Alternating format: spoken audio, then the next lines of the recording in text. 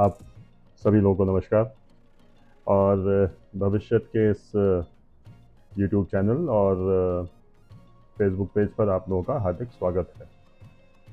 आज का विषय, जैसा कि आप मेरे पीछे ये बैनर पे देख पा रहे हैं और ये राइट साइड में भी बैनर बना हुआ है। तो आज हम बात करेंगे FPAT क्या चीज़ है और ये क्यों आवश्यक है। अक्सर हमारे पेज पर जो भी अभिभावक माता पिता आते हैं वो हमसे ये प्रश्न करते हैं कि ये FPAT के बारे में हम विस्तार से बताएं। FPAT को लेकर हमने एक पूरा नया पेज ही बना दिया था और FPAT को लेकर काफ़ी सारे पोस्ट टेक्स्ट आपके सामने हम लोग ला चुके हैं। FPAT बेसिकली हमने जो डिज़ाइन किया है वो future pathway analysis test, future pathway analysis test, यानी कि भविष्य के लिए जिस मार्ग पे हमारी संतान को या हमारे बच्चों को जाना चाहिए, FPAT के अंदर हम आपको वो मार्ग दिखाते हैं। बच्चा उस मार्ग पे कैसे चले, किस तरीके से चले, इसके सुझाव हम आपको देते हैं। ये सारा का सारा जो हम आपको सुझाव जो दे रहे हैं, ये सारा विषय जो है ये साइंटिफिक डेटा बेस टेक्नोलॉजी के ऊपर आधारित है, जिसके अंतर्गत जो हमारे फिंगरप्रिंट्स होते हैं, इन फिंगरप्रिंट्स को मतलब इनका स्कैन करके और इनका एनालाइज करके, इनको एनालिसिस करके, और एक जो करोड़ों फिंगरप्रिंट्स का डेटाबेस अभी तक तैयार किया गया है, उसके आधार पर ये निष्कर्ष निकाला जाता है कि जिसके भी ये फिंगरप्रिंट्स हैं, जिसके भी हैं का मतलब हर वो व्यक्ति जो 6 वर्ष से अधिक है और लगभग 40 वर्ष तक की उम्र में, तो यानी 6 साल से 40 साल या बल्कि 45 साल की उम्र तक भी आप चाहें तो ये FPAT टेस्ट अपना करवा सकते हैं और अपने बारे में या अपनी संतान के बारे में आप बहुत सारी अच्छी जानकारियां प्राप्त कर सकते हैं। अब विषय ये आता है कि ये कौन सी जानकारियां हैं और ये क्यों प्राप्त करना चाहिए या ये क्यों प्राप्त करना ज़रूरी है। इसमें मैं आपको कुछ चीज़ें बता देता हूं कि FPAT टेस्ट के अंतर्गत ये एक प्रेजेंटेशन है हमारा, जिसको आप अगर देखेंगे तो काफ़ी सारी चीज़ें आपको क्लियर हो जाएंगी कि किस तरीके से ये टेस्ट होता है और इसको करने से क्या लाभ मिलते हैं। तो FPAT बेसिकली इसकी शुरुआत जो है वो DMIT से हुई थी, जिसका जो नाम है वो डर्मेटोग्राफिक्स मल्टीपल इंटेलिजेंस टेस्ट, ये एक नाम है। डर्मेटोग्राफिक्स का मतलब ये होता है ऐसा कोई भी निशान या ऐसे कोई भी चिन्ह जो हमारे त्वचा के ऊपर हैं, जो हमारे इस चमड़ी के ऊपर हैं, स्किन के ऊपर हैं। तो अगर वो निशान हमारे स्किन के ऊपर हैं और उनका एक पैटर्न है, तो उस पैटर्न के आधार पर कुछ डेटाबेस तैयार किया गया और उस डेटाबेस के बेसिस पर व्यक्तियों के अलग अलग व्यवहार निर्धारित हुए, अलग अलग उनके कैरेक्टरिस्टिक निर्धारित हुए और बहुत सारी चीज़ें इससे निकल के आईं। ये एक पूरी तरीके से वैज्ञानिक पद्धति है जिसमें काफ़ी बड़ी संख्या में लोगों का डेटा लेकर और उसके ऊपर रिसर्च की गई और रिसर्च के आधार पर ये एक सेट पैटर्न तैयार किया गया। डर्मेटोग्राफिक्स मल्टीपल इंटेलिजेंस टेस्ट, इसको हम DMIT के नाम से भी जानते हैं और इसके अंतर्गत किसी भी व्यक्ति के ये जो 10 फिंगरप्रिंट होते हैं, हमारी 10 उंगलियों के जो 10 फिंगरप्रिंट्स होते हैं, इन फिंगरप्रिंट्स को लिया जाता है और इन फिंगरप्रिंट्स के ऊपर काम होता है, इनको चेक किया जाता है, इनको एनालाइज किया जाता है और फिर जाके ये तय होता है कि ये इसका रिपोर्ट जो है उसको फिर एक्सप्लेन किया जाता है। तो फिंगरप्रिंट्स के बारे में जिन लोगों को नहीं पता है, लेकिन इतना आजकल सबको पता है कि हर मोबाइल पे लगभग फिंगरप्रिंट लॉक आ चुका है। तो यहीं से एक चीज़ स्पष्ट होती है कि कोई भी दूसरा व्यक्ति उस मोबाइल को, उसके लॉक को नहीं खोल सकता है। यहाँ से आप इसको ऐसे समझें कि इस दुनिया में 800 करोड़ लोग हैं और लगभग 800 करोड़ लोगों में से किसी के भी फिंगरप्रिंट्स आपस में मिलते नहीं हैं। ये एक बहुत विशेष बात है और अगर किसी के फिंगरप्रिंट्स आपस में मिलते नहीं हैं तो ये बताता है कि कहीं ना कहीं फिंगरप्रिंट्स जो हैं ये बहुत यूनिकनेस, यानी इनके अंदर एक विशेषता ये है कि किसी भी दो व्यक्ति जो हैं उनके फिंगरप्रिंट्स के बेसिस पर आप उनको आइडेंटिफाई कर सकते हैं, पता कर सकते हैं। यहाँ पे एक चिकित्सीय फैक्ट मैं आपको बता दूं, चिकित्सीय विषय इसमें निकल के आता है कि आखिर ये फिंगरप्रिंट्स बनते कब हैं। तो फिंगरप्रिंट्स बनना शुरू होते हैं बच्चा जब भ्रूण अवस्था में, गर्भ अवस्था में रहता है, भ्रूण अवस्था में रहता है। उस समय उसका तीसरे से चौथे महीने से उसका ब्रेन यानी मस्तिष्क का डेवलपमेंट शुरू होता है, और जब ये डेवलपमेंट शुरू होता है उसी के साथ में फिंगरप्रिंट्स भी बनना शुरू हो जाते हैं। ये एक मेडिकल साइंस का फैक्ट है। अब आप यहां से समझिए कि जब व्यक्ति का दिमाग एक तरफ बन रहा है भ्रूण अवस्था में, उसी समय अगर उसके फिंगरप्रिंट्स बन रहे हैं, और इस पूरी दुनिया में किन्हीं भी दो व्यक्तियों के, यानी अगर दो ट्विंस भी हैं तो भी उनके फिंगरप्रिंट्स मैच नहीं करेंगे। यहां से समझ में आता है कि हर व्यक्ति का दिमाग अलग होता है और हर व्यक्ति के फिंगरप्रिंट्स भी अलग होते हैं। फिंगरप्रिंट्स और दिमाग एक साथ बनते हैं, इनका निर्माण एक साथ होता है गर्भ के अंदर, और यहीं से ये एक बहुत जिसको कह सकते हैं कि विशेष विषय निकल के आता है कि फिंगरप्रिंट्स हमारे कितने काम के हैं। अब बात ये आती है कि जब फिंगरप्रिंट्स जो हैं वो दिमाग के साथ जब डेवलप हो रहे हैं, ठीक है, सो क्या इनका दिमाग से कोई कनेक्शन है? जब ये विषय सामने आया तो इसके ऊपर रिसर्च हुई, और यहां से इन लोगों ने पता किया, वैज्ञानिकों ने पता किया कि किस प्रकार से व्यक्ति का दिमाग और फिंगरप्रिंट्स के पैटर्न्स ये आपस में मैच करते हैं। उनको अलग अलग कैटेगरी में रखा गया, दिमाग के अलग अलग हिस्सों को अलग अलग उंगलियों के हिसाब से निकाला गया कि ये उंगली दिमाग के किस हिस्से को असर करती है, ये उंगली, ये अंगूठा किस बात को असर करता है, और इस तरीके से पूरा एल्गोरिथम तैयार हुआ। और अब जब हमारे बच्चे या कोई भी व्यक्ति इस टेस्ट में आगे बढ़ता है तो उसके पास में मतलब जो हमारा सॉफ्टवेयर है, उस सॉफ्टवेयर के अंदर ये पूरे एल्गोरिथम्स जो हैं ये उसके ऊपर लगाए जाते हैं, और यहीं से सारी जानकारियां निकल के आती है।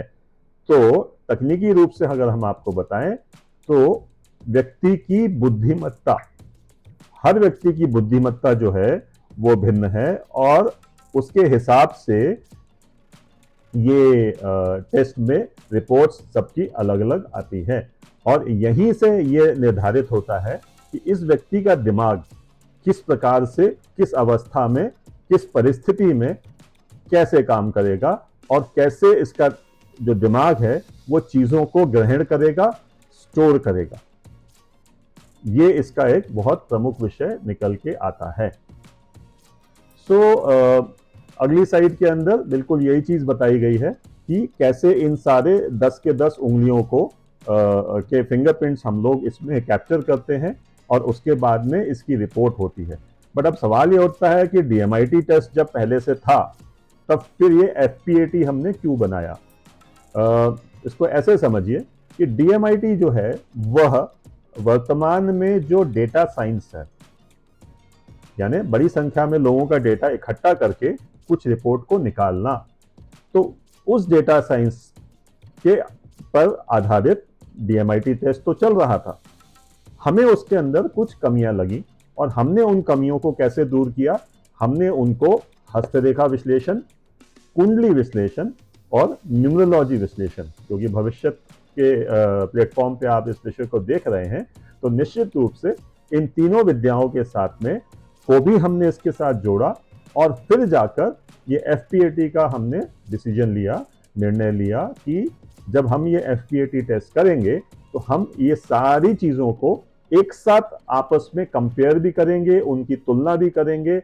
जो रिपोर्ट्स हमारे सामने आती हैं किसी भी व्यक्ति की, बच्चों की, या जो प्रोफेशनल्स हैं जो अपने जीवन में आगे बढ़ना चाहते हैं, उनकी सारी जो रिपोर्ट्स हमारे सामने आएंगी, उनको कम से कम 2 या 3 विद्याओं से उनको हम क्रॉस चेक करेंगे, और क्रॉस चेक करने के बाद में एक समग्रता के साथ में व्यक्ति के को हम अपने सुझाव देंगे, जो निश्चित रूप से उसको उसके भविष्य में काम आएंगे। सो एफपीएटी यानी फ्यूचर पाथवे एनालिसिस टेस्ट, और ये फ्यूचर पाथवे एनालिसिस टेस्ट जो है ये यहाँ से जन्म इसका हुआ और ये आपके सामने हमने प्रस्तुत किया। तो ये कैसे काम करता है वो हमने अभी आपको बताया कि व्यक्ति के फिंगरप्रिंट्स लिए जाते हैं। फिंगरप्रिंट्स लेने के बाद में उस फिंगरप्रिंट्स को एनालाइज किया जाता है और उस एनालिसिस के बाद में एक बहुत ही विस्तृत रिपोर्ट हमारे हाथ में आती है सॉफ्टवेयर्स में डालने के बाद में, और उस रिपोर्ट के आधार पर व्यक्ति के दिमाग के अंदर की बहुत सारी चीज़ें, जैसे कि वह किस शैली से यानी किस प्रकार से विषय को सीखता है, समझता है, ये समझ में आता है। वही व्यक्ति के अंदर किस प्रकार की बुद्धिमत्ता अधिक है, ये इसमें समझ में आता है। किस प्रकार की प्रतिभा उसके अंदर छिपी है, ये समझ में आता है। और इस प्रकार के और भी बहुत सारी चीज़ें जिसमें उसकी ताकत और उसकी कमजोरियां, ये सारी चीज़ें जो हैं वो इस टेस्ट से निकल के आती हैं, जिसके बाद में व्यक्ति के सामने एक तरीके से जब ये रिपोर्ट उनके सामने आती है तो वह रिपोर्ट लगभग एक आईने के समान होती है, जिसमें शायद से जिस भी व्यक्ति के सामने रिपोर्ट आती है वो शायद पहली बार अपने आप को इतनी पारदर्शिता के साथ में देख पाता है, क्योंकि अभी तक तो हमने अपना बाहरी आवरण देखते हैं आईने के अंदर, लेकिन ये रिपोर्ट जो है ये आपके भीतर के आवरण को, भीतर की शक्तियों को, भीतर की कमजोरियों को, दिमाग के अंदर की चीज़ों को ये आपके सामने खोल के रख देता है। और यहीं से इसकी विशेषता सामने आती है और यहीं से इसकी महत्वता भी सामने आती है। सो आगे हम इस विषय में और बात करेंगे कि विशेष रूप से जैसा कि ऊपर लिखा गया है कि प्रत्येक माता पिता को ये देखना चाहिए, सो क्यों माता पिता को ये देखना चाहिए और इसको क्यों ये आवश्यक है प्रत्येक अभिभावक के लिए, वो आप इस स्लाइड से समझ पाएंगे। एक बात आप कहीं मैंने एक वीडियो देखा था, उस वीडियो के अंदर ये बताया गया था कि आज से लगभग 100 साल पहले या 150-200 साल पहले हम लोग रेडियो हमारे पास नहीं था। फिर रेडियो के बाद में बहुत सारी तकनीक हुई, अल्टीमेटली आज हमारे पास में रेडियो के बाद में लैंडलाइन फ़ोन के बाद में फिर पेजर के बाद में फिर मोबाइल के बाद में अब हमारे पास में नैनो मोबाइल्स आ चुके हैं और बहुत यानी कंप्यूटर से ज़्यादा ताकतवर मोबाइल फ़ोन आ चुके हैं। ये टेक्नोलॉजी में बहुत बड़ा एडवांसमेंट हुआ। ये टेक्नोलॉजी कहाँ सिखाई गई?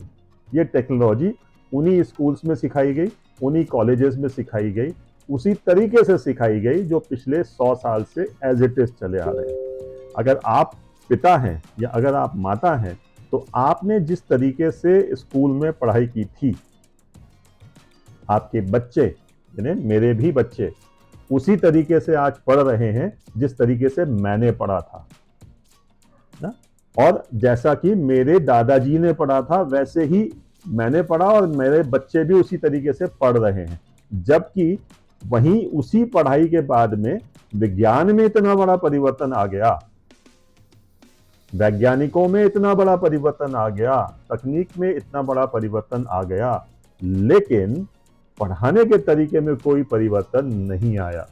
ये एक विडंबना है और वही यहाँ पे हमने आपको बताने का प्रयास किया है कि कुछ बच्चे जो हैं, जैसे आप ये पहले स्लाइड में अगर आप देखेंगे कि कुछ बच्चे जो हैं वह जैसे ट्यूशन्स पे पढ़ते हैं कि जो ट्यूटर होता है वो एक एक बच्चे को अलग अलग बताता है, तो कुछ बच्चे उस तरीके से ज़्यादा बेहतर समझ पाते हैं। वहीं पे कुछ बच्चे जो हैं वो स्कूल में ज़्यादा बेहतर समझ पाते हैं, स्कूल में ज़्यादा अच्छा कार्य कर पाते हैं। फिर कुछ बच्चे ऐसे होते हैं जो स्वाध्याय यानी घर में खुद पढ़ते हैं, खुद किताबों को पढ़ते हैं, खुद समझ लेते हैं। फिर कुछ बच्चे ऐसे होते हैं जो करके यानी एक्शन करके विषयों को समझते हैं। यानी आपने देखा होगा बच्चों के सामने आजकल काफ़ी सारे एक्टिविटीज़ करवाई जाती हैं छोटे बच्चों को खास तौर से, ताकि वो कलर्स को आइडेंटिफाई कर लें, शेप्स को आइडेंटिफाई कर लें। ये सब चीज़ें जो है ये अब शुरू हुई हैं। बचपन में हम लोग के समय में ये दूसरी तरीके से होती थी, लेकिन हर जगह पर लगभग कमोबेश ये चीज़ें होती रही हैं और ये तरीके वो हैं जिन तरीकों से बच्चों को चीज़ें सिखाई जाती हैं। तो ये हो गया। फिर कुछ बच्चे ऐसे होते हैं जो नाच गा के सीखते हैं, उनके टीचर उनको सिखाते हैं गाना बजा के, नाच गाना करके, फिर वो सीखते हैं। और वहीं पे कुछ बच्चे ऐसे होते हैं जो कि क्लासरूम्स में, जैसा हमने आपको बताया, कि विशेष रूप से प्रैक्टिकल्स करके वो सारी चीज़ों को सीखते हैं। तो सीखने के इसी एक स्लाइड के अंदर आप सीखने के कितने पैटर्न्स यहाँ पे देख पा रहे हैं। बच्चे वही हैं, है ना, आपके हमारे सबके बच्चे। एक स्कूल के अंदर आप सोचिए, एक स्कूल के अंदर 60-70 बच्चे हैं। यहाँ पे मैं एक बात जो हमेशा कहता हूँ लोगों से, कि अगर आपके भाई बहन थे, यानी जो आप लोग जो ये वीडियो देख रहे हैं, अगर आपके भाई बहन थे तो आप 2-3 भाई बहन निश्चित रूप से एक ही कमरे के अंदर बैठ के पढ़ते रहे होंगे। उन्हीं 3 या 4 भाई बहन या 2 भाई बहन में से, आप में से कोई एक बोल के पढ़ता होगा, एक याद कर रहा होगा, एक सुन के पढ़ता होगा, एक पढ़ के पढ़ता होगा। तो जब एक माता पिता की 2, 3, 4 जितनी भी संतानें हैं, वो जब एक जैसा नहीं चीज़ों को, विषयों को पढ़ पाते हैं, तब आप सोचिए कि हमारे जो स्कूल्स हैं, जो इसमें एग्जाम्पल आगे भी आपको दिखाऊंगा मैं, कि हमारे स्कूल्स जो हैं उनके अंदर 30, 40, 50, 60 बच्चों को एक साथ बैठा दिया जाता है। एक शिक्षक एक तरीके से पूरे सभी बच्चों को एक जैसा पढ़ाता है, और उस एक जैसी पढ़ाई में वो बच्चे तो बहुत अच्छा कर जाते हैं जो उस पढ़ाई के तरीके से समझते हैं, है ना। लेकिन अगर मान लीजिए उन्हीं में से कोई बच्चे ऐसे हैं जो उस तरीके से नहीं पढ़ पा रहे हैं, तो वो बच्चे उसी क्लास के अंदर, उसी स्कूल की उसी क्लास के अंदर, उसी पढ़ाई के बावजूद भी अच्छा परफॉर्म नहीं कर पाते हैं, और उनको ऐसा कहा जाता है कि इस बच्चे को एक्स्ट्रा केयर की जरूरत है। अब आप समझिए, यहीं पे कुछ बच्चों के माता पिता उनको ट्यूशन भेजते हैं। जो बच्चे स्कूल में ढंग से नहीं पढ़ पाते हैं, ऐसा क्या ट्यूशन में हो जाता है कि वो ट्यूशन में ज्यादा अच्छा कर लेते हैं? एक प्रश्न चलिए यहाँ भी लगता है। फिर हम कह देते हैं कि साहब स्कूल में अच्छी पढ़ाई नहीं होती। अगर स्कूल में अच्छी पढ़ाई नहीं होती तो फिर सारे बच्चों को नुकसान होना चाहिए, ऐसा भी नहीं होता। तो यहाँ पे समस्या जो है वो पढ़ाई के तरीके की नहीं है। समस्या ये है कि हम ये आइडेंटिफाई ही नहीं कर पाते हैं कि हम जिस बच्चे को पढ़ा रहे हैं वो बच्चे की कैपेसिटी क्या है, उसके दिमाग की क्षमता क्या है, वो किस प्रकार से चीज़ों को पढ़ता है। और अगर हमें उसकी क्षमता, उसके दिमाग की काबिलियत अगर हमें नहीं पता है, उसकी कैपेबिलिटी, कैपेसिटी हमें नहीं पता है, उसका लर्निंग पैटर्न क्या है हमें नहीं पता है, वो किस तरीके से पढ़ के चीज़ों को समझेगा हमें नहीं पता है, तो फिर हम अगर उसको जिस भी तरीके से पढ़ाएंगे तो वो फिर एक ऐसी स्थिति होगी कि वही कि 40 बच्चों में से शायद 10 बच्चे ऐसे होंगे जो क्लास में टॉपर होकर निकलेंगे, लेकिन वहीं पे करीबन 20 बच्चे ऐसे निकल जाते हैं जो वो स्तर पे नहीं आ पाते हैं, और उनके माता पिता यहाँ वहाँ घूमकर परेशान होते हैं। ये बात अगर है, ये समस्या का समाधान इस एक टेस्ट से हो सकता है। तो ये टेस्ट न केवल माता पिताओं के लिए, अभिभावकों के लिए, अपितु टीचर्स के लिए, स्टूडेंट्स के लिए, स्कूल्स के मैनेजमेंट के लिए, ये सब के लिए बहुत महत्वपूर्ण है कि आप अपने बच्चों को, जिन बच्चों को आप भारत का भविष्य बताते हैं, देश का अपना भविष्य बताते हैं, कि आप उनको उनके हिसाब से अगर नहीं पढ़ा रहे हैं तो कहीं ना कहीं मामला बहुत गड़बड़ है। वही बात इस कार्टून में भी आप समझ पाएंगे कि सामने आप देखिए कि ये बंदर यहाँ पे है, ये पेंगुइन भी है, हाथी भी है, मछली भी है, ये सी लायन भी है, और साथ में कुत्ता भी है। इसको लिटरल सेंस में मत लीजिएगा, हम किसी को बंदर या कुत्ता नहीं कह रहे हैं। हम सिर्फ ये एक एग्जाम्पल दे रहे हैं कि अलग अलग बुद्धि के बच्चे, अलग अलग बुद्धि के लोग सामने हैं, लेकिन जो टीचर है वो ये कह रहा है कि हम उसको चुनेंगे जो इस पेड़ के ऊपर पहले चढ़ जाएगा। तो बंदर तो खुश है, लेकिन बाकी के जितने जानवर हैं, आप समझ सकते हैं क्या परिस्थिति होगी। लेकिन बदकिस्मती से विडंबना ये है कि हमारी वर्तमान शिक्षा प्रणाली का यही हाल है। ये बहुत गहरा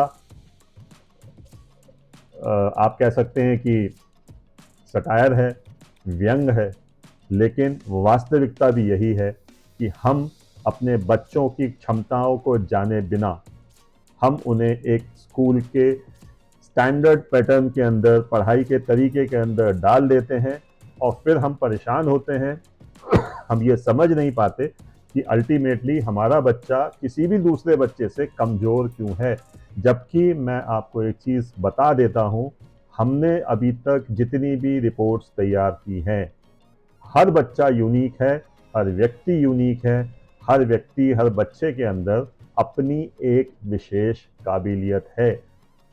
अंतर सिर्फ ये है कि उस विशेष काबिलियत को आपको ढूंढना है, उस विशेष काबिलियत को आपको पकड़ना है और उस विशेष काबिलियत के हिसाब से आपको उस बच्चे को भविष्य के लिए तैयार करना है। सो हमारी संस्था का जो ये ट्रेडमार्क है, विच इज़ भविष्यत, हम भविष्य के लिए बच्चों को कैसे तैयार करें, इसी को ध्यान में रखकर हमने ये टेस्ट आपके सामने प्रस्तुत किया है। तो यहाँ तक तो मेरे ख्याल से प्रत्येक माता पिता, अभिभावक इस टेस्ट की क्षमताओं को, इस टेस्ट की विशेषताओं को समझ पाए होंगे। आप में से बहुत से लोग जो ऑलरेडी स्कूल से आगे निकल गए हैं, वो लोग निश्चित रूप से सोचते होंगे कि ये टेस्ट हमारे लिए कैसे फ़ायदे का है ना? या इवन 10th क्लास के बाद के बच्चे भी ये सोच सकते हैं कि इस टेस्ट से हमें क्या फ़ायदा है। तो यहाँ पे आप इसको ऐसे समझिए कि जब बच्चे 10th क्लास में होते हैं, हमारे यहाँ की जो शिक्षा व्यवस्था है, वहाँ जाकर माता पिता और बच्चे सब इस कंफ्यूजन में आ जाते हैं कि अब कौन सा विषय लिया जाए। मान लीजिए नंबर्स, यानी 10वीं कक्षा में अगर आपके नंबर उतने हैं कि आप कोई भी विषय ले सकते हैं, तब भी ये कंफ्यूजन है, और अगर नंबर नहीं है तभी भी ये कंफ्यूजन बच्चों के सामने आता ही है कि हम कौन सा विषय लें, कौन से विषय में आगे बढ़ें। और जब हमारे पास में अभिभावक अपने बच्चों की कुंडली दिखाने आते हैं, तब उनका सबसे बड़ा प्रश्न ये रहता है कि हम इसको किस दिशा में ले जाएं। सामान्य रूप से जो घर के लोग होते हैं या जो माता पिता चाहते हैं कि हम जो नहीं कर पाए, या हम जो चाहते हैं हमारा बच्चा भी वही करे, बिना ये जाने कि उस बच्चे की काबिलियत क्या है, उस बच्चे की क्षमता क्या है, ये जाने बिना जब ये परिस्थितियां निकल के आती हैं, तो हमें कोटा जैसे इंसिडेंट्स, कोटा राजस्थान की मैं बात कर रहा हूँ, वहाँ की घटनाओं को लेकर मैं वहाँ की बात कर रहा हूँ, अक्सर वहाँ से हमें बुरे समाचार मिलते हैं बच्चों के मामले में। और उसके पीछे हमेशा आप देखिए, बच्चे एक ही लाइन लिख के जाते हैं कि सॉरी डैडी, सॉरी मम्मी, मैं फेल हुआ। यानी बच्चा इतना अवसाद में आ जाता है आज के कॉम्पिटिटिव दुनिया में कि उसको यह लगने लग जाता है कि मैं फेल हो गया, है ना? सिर्फ इसलिए क्योंकि हमने उस बच्चे की क्षमताओं को नहीं जाना, हमने उस बच्चे की क्षमताओं को नहीं पहचाना, हमने सिर्फ एक भेड़ चाल के अंदर उस बच्चे को डाल दिया, ये मानकर कि हमारा बच्चा भी उन्हीं भेड़ों में से कोई एक है। हमने ये कभी नहीं सोचा कि हमारा बच्चा हो सकता है कि भेड़ ना हो और कुछ विशेष खूबियां उसके अंदर हो, जिन्हें हमें ऊपर या उभार कर लाना जरूरी है, फायदेमंद है। अब जब बात आती है कैरियर की, कैरियर के मामले में जब बात आती है, तो कैरियर के बारे में क्या बातें होती हैं हमारे घरों में।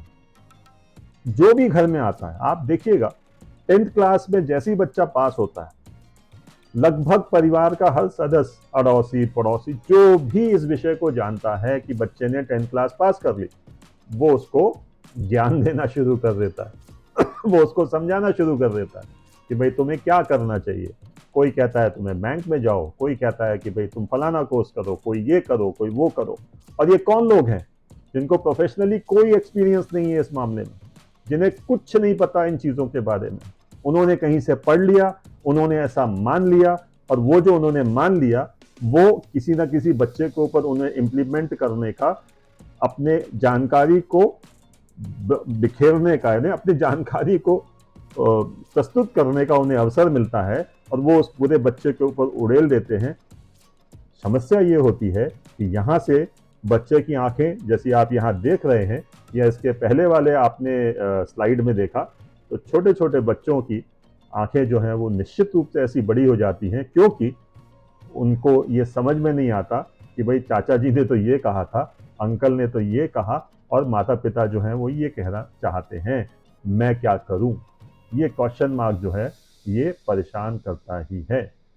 टीचर्स कुछ बोल रहे हैं, फ्रेंड्स कुछ बोल रहे हैं। अब आप सोचिए बच्चे कैसे इन्फ्लुएंस होते हैं कि भाई मेरा फ्रेंड कॉमर्स ले रहा है, मेरा फ्रेंड बीएससी करने जा रहा है, मैं भी यही करूंगा। उसको नहीं पता कि वो क्या कर सकता है, लेकिन हमारे फ्रेंड्स ये कर रहे हैं इसलिए हम ये करेंगे। या मेरे मेंटर जिनको भी वो पसंद करता है उन्होंने क्या कहा, हम वो करेंगे। क्या ये सही तरीका है?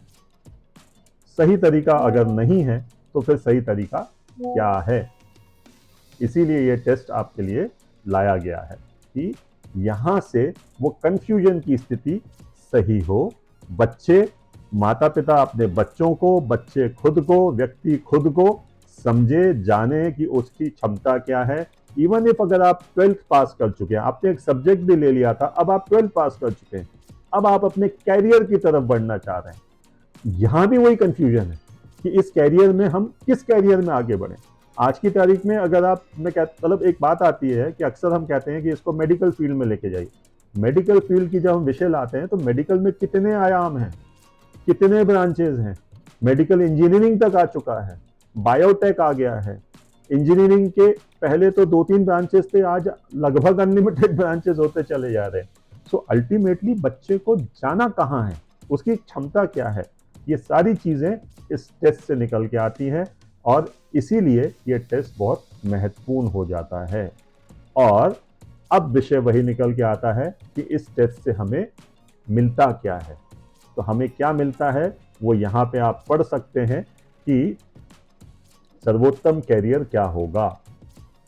किसी का भी कैरियर क्या होगा, आपके बच्चे की प्रकृति क्या है, क्या वो बोल के समझ सकता है, क्या वो सुन के समझ सकता है, क्या वो पढ़ के समझ सकता है, क्या वो लिख के समझ सकता है, और क्या वो क्लास में बैठ के टीचर को सुन के उसको सारी चीज़ें याद हो जाएंगी। ये सारी चीज़ें आपको इस टेस्ट के माध्यम से समझने को मिलेंगी।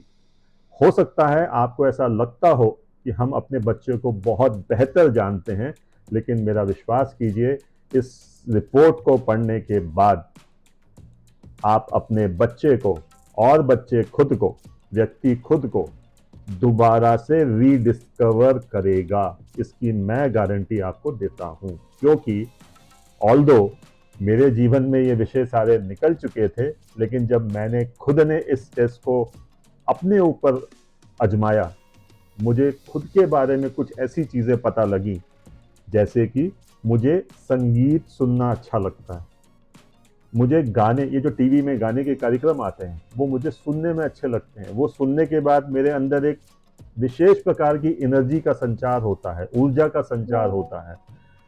लेकिन ये अवसर हमें नहीं मिलते थे। अब 1 घंटा, हफ्ते में 1 घंटा मैं विशेष रूप से इस चीज के लिए निकालता हूं। गाने का कोई ना कोई कार्यक्रम या कोई ना कोई यूट्यूब वीडियो, किसी प्रकार से जो गाने मुझे अच्छे लगते हैं मैं सुनता जरूर हूं, और विश्वास कीजिए मुझे वो खुराक मिलती है, मेरे दिमाग को वो खुराक मिलती है, जिसके बाद में लगभग 1 हफ्ता तरोताजा हम रह पाते हैं। तो ये इस टेस्ट के बाद में हमें, मतलब मुझे व्यक्तिगत रूप से खुद पता लगा कि मुझे क्या पसंद है। आज आप नौकरी कर रहे हैं, एग्जाम्पल हमने पहले भी आपके सामने दिया है, आज मैं फिर इसको रिपीट कर सकता हूं कि जो लोग नौकरी कर रहे हैं, 90% लोग अपनी नौकरी से सेटिस्फाइड नहीं है, लेकिन कर क्यों रहे हैं? क्योंकि पैसा मिल रहा है। पैसा जरूरी है समाज में रहने के लिए, परिवार को लालन पालन करने के लिए, ये सारी चीजें जरूरी हैं। लेकिन समस्या कहाँ है? दिमाग को वो खुराक नहीं मिल रही जो हमें चाहिए। जिस चीज के लिए हम बने हैं या जो चीज हमें अच्छी लगती है वो हम नहीं पहचान पाए, और वो चीज कहीं ना कहीं छूट रही है। वो सारी चीजें यहां से निकल के आती हैं। फिर बच्चों के हिसाब से आगे बात करें कि क्या पढ़ना चाहिए और कैसे पढ़ना चाहिए, ये मैंने आपको बताया। अभी पढ़ाई के तरीके कौन से बेहतर होंगे, ये भी हमने आपको बताया। अब आप सोचिए, ये सारे पॉइंट जो हैं, अगर आप अभी इस समय इनको पढ़ रहे हैं, सुन रहे हैं, तो आप खुद ही सोचेंगे कि यार हमने तो आज तक ऐसा कभी सोचा नहीं, और मैंने व्यक्तिगत रूप से मैंने भी कभी नहीं सोचा था ये सब चीज़ें कि ये इस तरीके से पढ़ना ज़रूरी है, क्योंकि हमने तो स्कूल में जाते थे, बस्ता खोलते थे, किताब निकालते थे, हमारे टीचर जो पढ़ाते थे वो पढ़ लेते थे, जितना समझ में आता था उसको लिख लेते थे। चश्मा लग गया था तो जब चश्मा लगा, आइडेंटिफाई हुआ था, सबसे आगे की कुर्सी पे बैठना शुरू कर दिया, बेंच पे बैठना शुरू कर दिया। उसके बावजूद भी कुछ चीज़ें समझ में नहीं आती थी, और आज ये पता लगता है कि हम वो समझने के लिए हमारा दिमाग बना ही नहीं था। तो हम वो काम कर रहे थे जिसके लिए हमारा दिमाग ही नहीं बना था, या हमारे दिमाग में वो कैपेसिटी नहीं थी।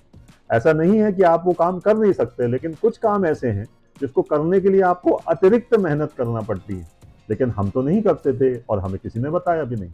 लेकिन आज ये अवसर आपके पास में है, आज ये मौका आपके पास में है कि आप अपने बच्चों के लिए, इंडिविजुअल्स खुद के लिए, बच्चे खुद के लिए भी, और जो कॉलेज गोइंग स्टूडेंट्स हैं, आप सभी लोग, प्रोफेशनल्स, डॉक्टर्स, जो भी लोग हैं, अगर ये टेस्ट कराते हैं, उन्हें मैं फिर आपको रिपीट करके कहता हूं कि आपको अपने बारे में बहुत सी नई जानकारियां प्राप्त होंगी। You can rediscover yourself. तो आज के लिए इतना ही मित्रों, और ये जो विषय था मुझे लगा कि आपके सामने लाना चाहिए। कई सारे लोगों ने हमसे प्रश्न किया कि ये FPAT क्या चीज़ है, कैसे इस टेस्ट को किया जाता है। सो अगर आपको ऐसा लगता है कि आपको भी ये टेस्ट कराना चाहिए, इस टेस्ट के जो फीस है, ये फीस पहले कुछ और हुआ करती थी, और मेरे ख्याल से अब इसके ऊपर एक डिस्काउंटेड प्राइजेस हम लोग लेके आए हैं। चूंकि संख्या बढ़ रही है और ऐसा लगता है कि अधिक संख्या में लोगों तक इसको पहुंचाना भी ज़रूरी है, इस वजह से लगभग अलग अलग इसके रिपोर्ट्स हैं, बच्चों के लिए अलग हैं, प्रोफेशनल्स के लिए अलग हैं। अलग अलग रिपोर्ट्स में इसको बाइफरकेट कर दिया गया है, और जिसकी जैसी रिक्वायरमेंट है वैसा ही अब आपके पास में वो रिपोर्ट्स आएंगी, और आपको उतना ही शुल्क देना पड़ेगा। तो जैसे कि कई लोग सिर्फ टेस्ट कराना चाहते हैं, उन्हें कुंडली विश्लेषण, हस्तरेखा विश्लेषण, इन सब चीज़ों की आवश्यकता नहीं है, वो सिर्फ ये टेस्ट करा सकते हैं।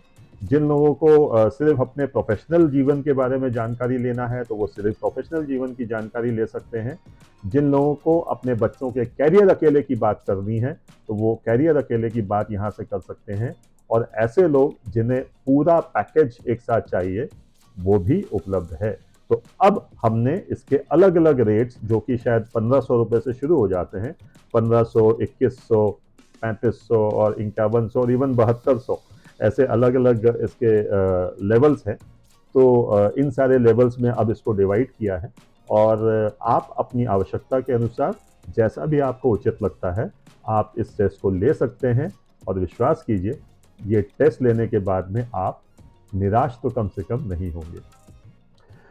सो आप लोगों ने वीडियो यहाँ तक देखा, आशा है आप लोगों को ये अच्छा लगा होगा और ज्ञानवर्धक लगा होगा, और मुझे उम्मीद है कि बहुत जल्दी हम आपसे व्यक्तिगत इस टेस्ट रिपोर्ट के ऊपर चर्चा करेंगे।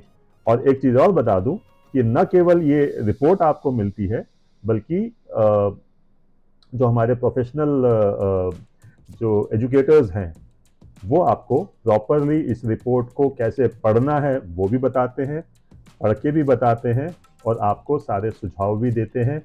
एवरेज इसके अंदर जो चर्चा का समय अवधि होती है वह लगभग 1 घंटे की होती है, और किसी न किसी प्रकार से वीडियो कॉल्स पे ही ये बातचीत होती है।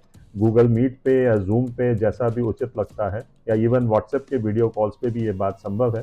तो वीडियो कॉल्स के ऊपर बच्चों के साथ बैठकर उनकी काउंसलिंग होती है, और काउंसलर्स जो हैं वो आपके साथ में इस रिपोर्ट पे बहुत विस्तृत चर्चा करते हैं।